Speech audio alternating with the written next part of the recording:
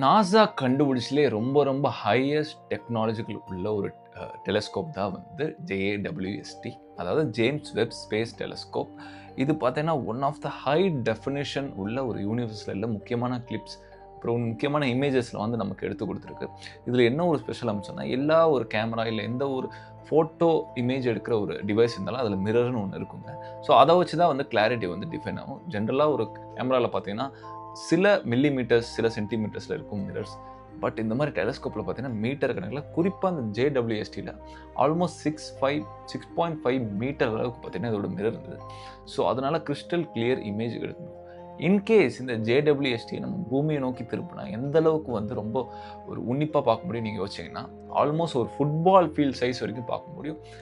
குறிப்பா இப்போ இருக்கிற அதோட ஸ்டேஷன் பண்ணப்பட்ட இடம். அதாவது லாக்ரேஞ்ச் பாயிண்ட்ல இது இருக்கு. அதாவது சூரியனோட கிராவிட்டியும், எர்த்தோட கிராவிட்டியும் மிட் ரேஞ்ச்ல ஆக்ட் ஆற ஒரு இடத்துல இருக்கு. லாக்ரேஞ்ச் பாயிண்ட்ன்னு சொல்லுவாங்க.